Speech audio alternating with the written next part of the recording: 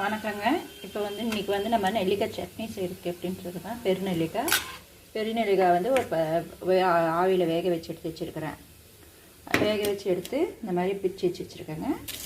இப்போ உளுத்தம்பருப்பு ஒரு 2 ஸ்பூன் அளவுக்கு போட்டு வறுத்துட்ருக்கேன். அதுலேயே வந்து வரமிளகா போட்டுலாங்க. நல்லா சவுக்காக வறுத்துருங்க. வரமிளகா, கறிவேப்பிலை,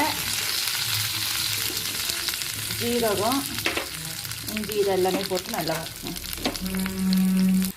புளி கொஞ்சம் சேர்த்துக்கலாங்க. இப்போ பாருங்கள், இப்போ வறுத்ததெல்லாம் போட்டாச்சுங்க. அதில் கொஞ்சோண்டு உப்பு, கொஞ்சம் வெல்லம் போட்டு குறக்குறன்னு ஃபஸ்ட்டு அரைச்சிட்டு அதுக்கப்புறம் தேங்காய் கொஞ்சமும் நெல்லிக்காயும் போட்டு அரைக்கணுங்க. நைஸாக அரைக்கக்கூடாது, கொஞ்சம் கரகரப்பாக அரைக்கணுங்க. நல்லா அரைச்சிட்டு இப்போ சொல்கிறாங்க. இப்போ பாருங்கள், கொஞ்சம் அரைச்சாச்சுங்க. இப்போ தேங்காயும் நெல்லிக்காயும் போட்டுருணுங்க. தாளித்து கொட்டியாச்சுங்க. இப்போ சட்னி ரெடி. விட்டு